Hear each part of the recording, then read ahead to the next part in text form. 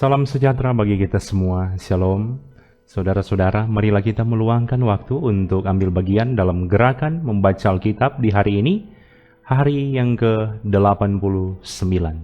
Sebelumnya, mari kita berdoa. Ya Tuhan Allah yang kami kenal lewat Yesus Kristus, terima kasih atas kesempatan yang boleh Engkau berikan bagi kami Tuhan. Di saat ini, kami rindu untuk ambil bagian dalam gerakan membaca Alkitab. Kami mohon hikmat dari-Mu Tuhan, supaya kami boleh memahami dengan baik dan juga boleh melakukan dengan baik. Di dalam nama Yesus Kristus kami berdoa. Amin. Saudara-saudara yang dikasihi Tuhan, di hari ini kita akan membaca kitab 1 Samuel pasal 17 dan pasal 18. Firman Tuhan berkata begini, orang Filistin mengumpulkan tentaranya untuk berperang. Mereka berkumpul di Soko yang di tanah Yehuda dan berkemah di antara Soko dan Aseka di Efes Damim. Saul dan orang-orang Israel juga berkumpul dan berkemah di lembah Tarbantin. Mereka mengatur barisan perangnya berhadapan dengan orang Filistin. Orang Filistin berdiri di bukit sebelah sini dan orang Israel berdiri di bukit sebelah sana, dan lembah ada di antara mereka. Lalu tampillah keluar seorang pendekar dari tentara orang Filistin, namanya Goliat dari Gad, tingginya 6 hasta sejengkal. Ketopong tembaga ada di kepalanya, dan ia memakai baju sirah yang bersisik. Berat baju sirah ini 5.000 sikal tembaga. Dia memakai penutup kaki dari tembaga, dan di bahunya ia memanggul lembing tembaga. Gagang tombaknya seperti pesah tukang tenun, dan mata tombaknya itu 600 sikal besi beratnya, dan seorang pembawa perisai berjalan di depannya. Ia berdiri dan berseru kepada barisan Israel. Katanya kepada mereka, "Mengapa kamu keluar untuk mengatur barisan perangmu? Bukankah aku seorang Filistin dan kamu adalah hamba Saul? Pilihlah bagimu seorang, dan biarlah ia turun mendapatkan daku. Jika ia dapat berperang melawan aku dan mengalahkan aku, maka kami akan menjadi hambamu. Tetapi jika aku dapat mengungguli dia dan mengalahkannya, maka kamu akan menjadi hamba kami dan takluk kepada kami." Pula kata orang Filistin itu, "Aku menantang hari ini barisan Israel. Berikanlah kepadaku seorang, supaya kami berperang seorang lawan seorang." Ketika Saul dan segenap orang Israel mendengar perkataan orang Filistin itu, maka cemaslah hati mereka dan sangat ketakutan. Daud adalah anak seorang dari Efrata, dari Betlehem Yehuda, yang bernama Isai. Isai mempunyai 8 anak laki-laki. Pada zaman Saul, orang itu telah tua dan lanjut usianya. Ketika anak Isai yang besar-besar telah pergi berperang mengikuti Saul, nama ketiga anaknya yang pergi berperang itu ialah Eliab, anak sulung, anak yang kedua ialah Abinadab, dan anak yang ketiga adalah Syama. Daudlah yang bungsu. Jadi, ketiga anak yang besar-besar itu pergi mengikuti Saul. Tetapi Daud selalu pulang daripada Saul untuk menggembalakan domba ayahnya di Bethlehem. Orang Filistin itu maju mendekat pada pagi hari dan pada petang hari.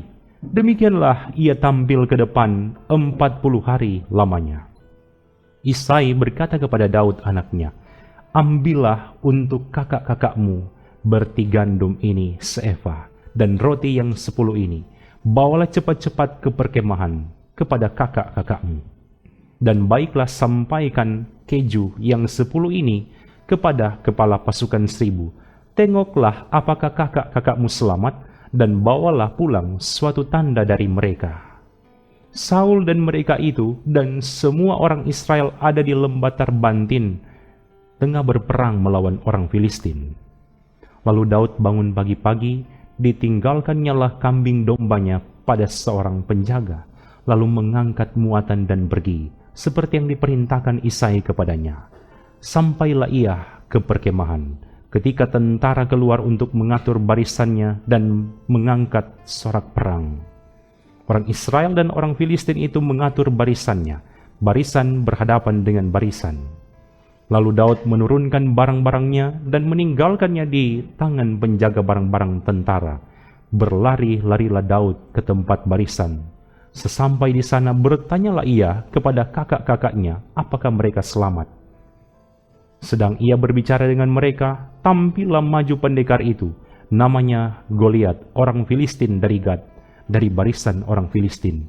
Ia mengucapkan kata-kata yang tadi juga dan Daud mendengarnya. Ketika semua orang Israel melihat orang itu, larilah mereka daripadanya dengan sangat ketakutan. Berkatalah orang-orang Israel itu, "Sudahkah kamu lihat orang yang maju itu? Sesungguhnya ia maju untuk mencemoohkan orang Israel. Orang yang mengalahkan dia akan dianugerahi raja kekayaan yang besar. Raja akan memberikan anaknya yang perempuan kepadanya, dan kaum keluarganya akan dibebaskannya dari pajak di Israel." Lalu berkatalah Daud kepada orang-orang yang berdiri di dekatnya, "Apakah yang akan dilakukan kepada orang yang mengalahkan orang Filistin itu dan yang menghindarkan cemooh dari Israel? Siapakah orang Filistin yang tak bersunat ini sampai ia berani mencemoohkan barisan daripada Allah yang hidup?" Rakyat itu pun menjawabnya dengan perkataan tadi, "Begitulah akan dilakukan kepada orang yang mengalahkan dia."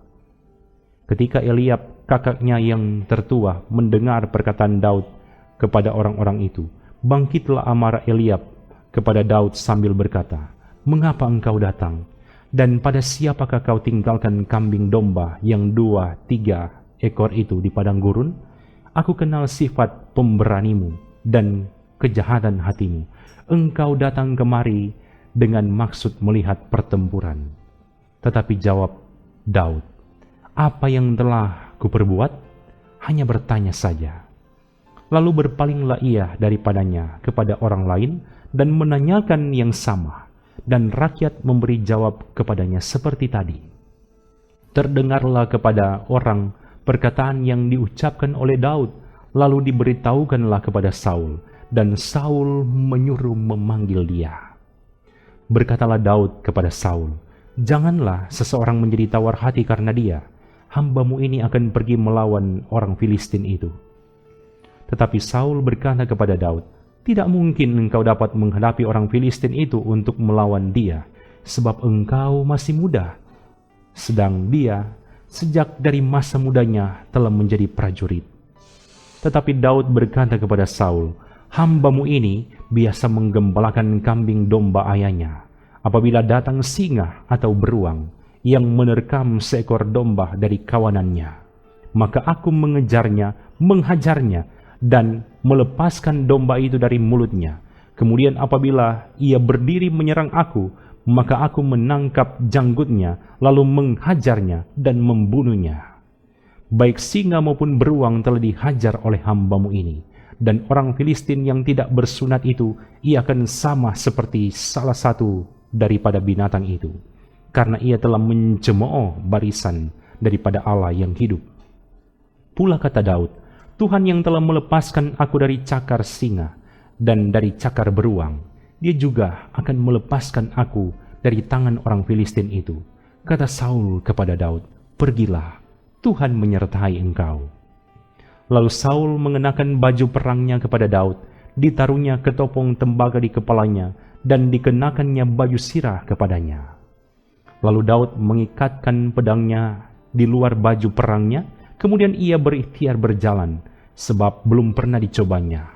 Maka berkatalah Daud kepada Saul, "Aku tidak dapat berjalan dengan memakai ini, sebab belum pernah aku mencobanya." Kemudian ia menanggalkannya. Lalu Daud mengambil tongkatnya di tangannya, dipilihnya dari dasar sungai 5 batu yang licin, dan ditaruhnya dalam kantung gembala yang dibawanya, yakni tempat-tempat batu, sedang umbannya dipegangnya di tangannya. Demikianlah ia mendekati orang Filistin itu. Orang Filistin itu kian dekat menghampiri Daud, dan di depannya orang yang membawa perisainya. Ketika orang Filistin itu menunjukkan pandangannya ke arah Daud serta melihat dia, dihinanya Daud itu karena ia masih muda, kemerah-merahan, dan elok parasnya. Orang Filistin itu berkata kepada Daud, "Anjingkah aku, maka engkau mendatangi aku dengan tongkat?" Lalu demi para allahnya orang Filistin itu mengutuki Daud. Pula orang Filistin itu berkata kepada Daud, "Hadapilah aku, maka aku akan memberikan dagingmu kepada burung-burung di udara dan kepada binatang-binatang di padang." Tetapi Daud berkata kepada orang Filistin itu, "Engkau mendatangi aku dengan pedang dan tombak dan lembing, tetapi aku mendatangi engkau dengan nama Tuhan semesta alam, Allah segala barisan Israel yang kau tantang itu. Hari ini juga Tuhan akan menyerahkan engkau ke dalam tanganku, dan aku akan mengalahkan engkau dan memenggal kepalamu dari tubuhmu. Hari ini juga aku akan memberikan mayatmu dan mayat tentara orang Filistin kepada burung-burung di udara dan kepada binatang-binatang liar, supaya seluruh bumi tahu bahwa Israel mempunyai Allah. Dan supaya segenap jemaah ini tahu bahwa Tuhan menyelamatkan bukan dengan pedang dan bukan dengan lembing. Sebab di tangan Tuhanlah pertempuran, dan Ia pun menyerahkan kamu ke dalam tangan kami." Ketika orang Filistin itu bergerak maju untuk menemui Daud, maka segeralah Daud berlari ke barisan musuh untuk menemui orang Filistin itu. Lalu Daud memasukkan tangannya dalam kantungnya, diambilnyalah sebuah batu dari dalamnya, diumbannya, maka kenalah dahi orang Filistin itu, sehingga batu itu terbenam ke dalam dahinya, dan terjerumuslah ia dengan mukanya ke tanah. Demikianlah Daud mengalahkan orang Filistin itu dengan umban dan batu. Ia mengalahkan orang Filistin itu dan membunuhnya tanpa pedang di tangan. Daud berlari mendapatkan orang Filistin itu, lalu berdiri di sebelahnya. Diambilnyalah pedangnya, dihunusnya dari sarungnya, lalu menghabisi dia. Dipancungnyalah kepalanya dengan pedang itu. Ketika orang-orang Filistin melihat bahwa pahlawan mereka telah mati, maka larilah mereka. Maka bangkitlah orang-orang Israel dan Yehuda. Mereka bersorak-sorak lalu mengejar orang-orang Filistin sampai dekat Gad dan sampai pintu gerbang Ekron. Dan orang-orang yang terbunuh dari orang Filistin bergelimpangan di jalan ke Saaraim sampai Gad dan sampai Ekron. Kemudian pulanglah orang Israel dari perburuan hebat atas orang Filistin, lalu menjara perkemahan mereka. Dan Daud mengambil kepala orang Filistin yang dipancungnya itu dan membawanya ke Yerusalem. Tetapi senjata-senjata orang itu ditaruhnya dalam kemahnya. Ketika Saul melihat Daud pergi menemui orang Filistin itu, berkatalah ia kepada Abner, panglima tentaranya, "Anak siapakah orang muda itu, Abner?" Jawab Abner, "Demi tuanku hidup, ya Raja, sesungguhnya aku tidak tahu." Kemudian Raja berkata, "Tanyakanlah, anak siapakah orang muda itu?" Ketika Daud kembali sesudah mengalahkan orang Filistin itu, maka Abner memanggilnya dan membawanya menghadap Saul, sedang kepala orang Filistin itu masih ada di tangannya. Kata Saul kepadanya, "Anak siapakah engkau, ya orang muda?" Jawab Daud, "Anak hamba tuanku Isai, orang Betlehem itu." Ketika Daud habis berbicara dengan Saul, berpadulah jiwa Yonatan dengan jiwa Daud, dan Yonatan mengasihi dia seperti jiwanya sendiri. Pada hari itu Saul membawa dia dan tidak membiarkannya pulang ke rumah ayahnya. Yonatan mengikat perjanjian dengan Daud karena ia mengasihi dia seperti dirinya sendiri. Yonatan menanggalkan jubah yang dipakainya dan memberikannya kepada Daud, juga baju perangnya, sampai pedangnya, panahnya, dan ikat pinggangnya. Daud maju berperang dan selalu berhasil kemana juga Saul menyuruhnya, sehingga Saul mengangkat dia mengepalai para prajurit. Hal ini dipandang baik oleh seluruh rakyat dan juga oleh pegawai-pegawai Saul. Tetapi pada waktu mereka pulang, ketika Daud kembali sesudah mengalahkan orang Filistin itu, keluarlah orang-orang perempuan dari segala kota Israel, menyongsong Raja Saul, sambil menyanyi dan menari-nari dengan memukul rebana, dengan bersukaria dan dengan membunyikan gerincing. Dan perempuan yang menari-nari itu menyanyi berbalas-balasan, katanya, Saul mengalahkan beribu-ribu musuh, tetapi Daud berlaksa-laksa. Lalu bangkitlah amarah Saul dengan sangat, dan perkataan itu menyebalkan hatinya, sebab pikirnya, kepada Daud diperhitungkan mereka berlaksa-laksa, tetapi kepadaku diperhitungkannya beribu-ribu. Akhir-akhirnya, jabatan raja itu pun jatuh kepadanya. Sejak hari itu, maka Saul selalu mendengki Daud. Keesokan harinya, roh jahat yang daripada Allah itu berkuasa atas Saul, sehingga ia kerasukan di tengah-tengah rumah. Sedang Daud main kecapi seperti sehari-hari. Adapun Saul ada tombak di tangannya. Saul melemparkan tombak itu karena pikirnya, baiklah aku menancapkan Daud ke dinding. Tetapi Daud mengelakkannya sampai 2 kali. Saul menjadi takut kepada Daud karena Tuhan menyertai Daud. Sedang daripada Saul, ia telah undur. Sebab itu, Saul menjauhkan Daud dari dekatnya dan mengangkat dia menjadi kepala pasukan 1000, sehingga ia berada di depan dalam segala gerakan tentara. Daud berhasil di segala perjalanannya, sebab Tuhan menyertai dia. Ketika dilihat Saul bahwa Daud sangat berhasil, makin takutlah ia kepadanya. Tetapi seluruh orang Israel dan orang Yehuda mengasihi Daud karena ia memimpin segala gerakan mereka. Berkatalah Saul kepada Daud, ini dia anakku perempuan yang tertua, Merab. Dia akan kuberikan kepadamu menjadi istrimu. Hanya jadilah bagiku seorang yang gagah perkasa dan lakukanlah perang Tuhan. Sebab pikir Saul, janganlah tanganku memukul dia, tetapi biarlah ia dipukul oleh tangan orang Filistin. Tetapi Daud berkata kepada Saul, siapakah aku dan siapakah sanak saudaraku, kaum ayahku, di antara orang Israel, sehingga aku menjadi menantu raja? Tetapi ketika tiba waktunya untuk memberikan Merab, anak Saul itu kepada Daud, maka anak perempuan itu diberikan kepada Adriel, orang Meholah, menjadi istrinya. Tetapi Mikal, anak perempuan Saul, jatuh cinta kepada Daud. Ketika hal itu diberitahukan kepada Saul, maka ia pun menyetujuinya. Sebab pikir Saul, baiklah Mikal kuberikan kepadanya, biarlah ia menjadi jerat bagi Daud, dan biarlah tangan orang Filistin memukul dia. Lalu berkatalah Saul kepada Daud untuk kedua kalinya, pada hari ini engkau boleh menjadi menantuku.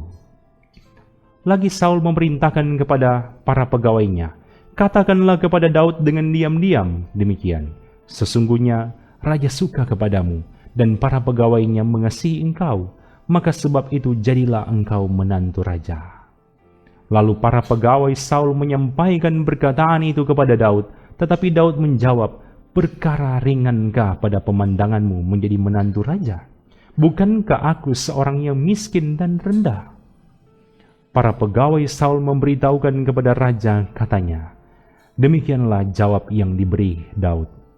Kemudian berkatalah Saul, beginilah kamu katakan kepada Daud, raja tidak menghendaki mas kawin selain dari 100 kulit katan orang Filistin sebagai pembalasan kepada musuh raja. Saul bermaksud untuk menjatuhkan Daud dengan perantaraan orang Filistin. Ketika para pegawainya memberitahukan perkataan itu kepada Daud, maka setujulah Daud menjadi menantu raja. Waktunya belum genap. Tetapi Daud sudah bersiap. Ia pergi dengan orang-orangnya dan menewaskan dari orang Filistin itu 200 orang serta membawa kulit katan mereka. Dan dalam jumlah yang genap diberikan merekalah semuanya itu kepada raja, supaya Daud menjadi menantu raja. Kemudian Saul memberikan Mikal anaknya kepadanya menjadi istrinya. Lalu mengertilah Saul dan taulah ia bahwa Tuhan menyertai Daud dan bahwa seluruh orang Israel mengasihi Daud. maka makin takutlah Saul kepada Daud. Saul tetap menjadi musuh Daud seumur hidupnya.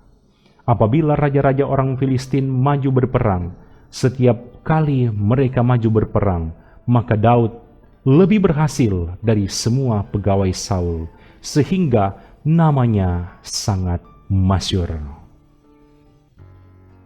Mari kita berdoa. Ya Tuhan Allah yang kami kenal lewat Yesus Kristus, terima kasih Tuhan.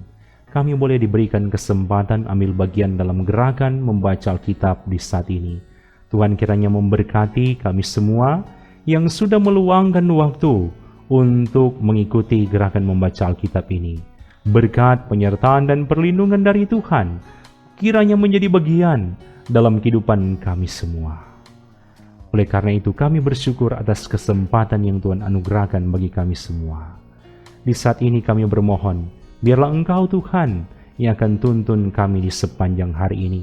Dijauhkanlah dari segala hal-hal yang tak diinginkan.